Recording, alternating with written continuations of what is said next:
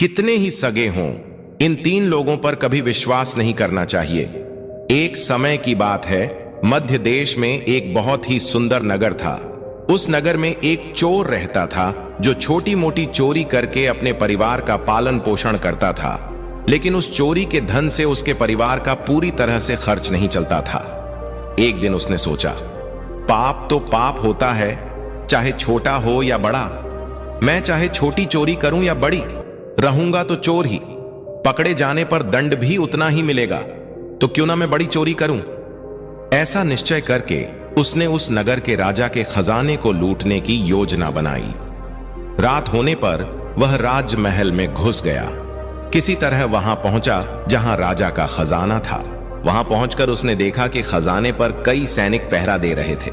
सख्त पहरा देखकर चोर को लगा, इनकी आंखों में धूल झोंकना बहुत कठिन काम है। ये तो साक्षात काल पहरा दे रहा है। अगर मैंने चोरी करने की कोशिश की तो शायद जीवित नहीं बचूंगा। यह सोचकर वह उल्टे पांव लौट पड़ा। लौटते समय उसने सोचा, खाली हाथ लौटने से तो अच्छा है कि कुछ ना कुछ तो यहां से ले ही चलूं। मेरा यहां आना व्यर्थ नहीं होना चाहिए। चोर के दिमाग में विचार आया, राजा के शयन कक्ष में जाना चाहिए जहां राजा सोता है। शायद इस समय राजा अपने कपड़े उतारकर सो गया होगा।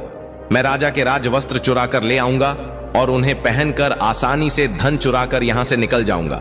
पहरेदार को लगेगा कि मैं राजा हूं, तो वे मेरे रास्ते में नहीं आएंगे और मेरा काम आसान हो जाएगा।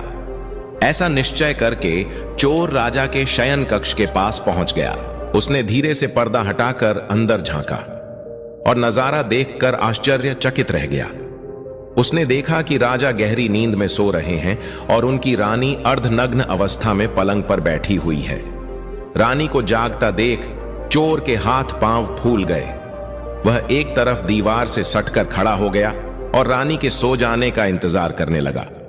थोड़ी देर बाद फिर उसने पर्दा हटाकर देखा कि रानी सोई हैं या नहीं, क्योंकि रानी सो जाए तो राजा के वस्त्र चुराए जाएं। लेकिन चोर ने देखा कि रानी अभी भी उसी तरह बैठी हुई थी। यह देखकर चोर ने सोचा, यहां तो बहुत मुश्किल है।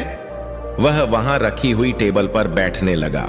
जैसे ही वह टेबल पर बैठा, उस पर रखी पानी की गिलास नीचे गिर गई। इस आवाज से राजा की नींद तो नहीं खुली, पर रानी तलवार लेकर बाहर आ गई और चोर की गर्दन पर तलवार रख दी।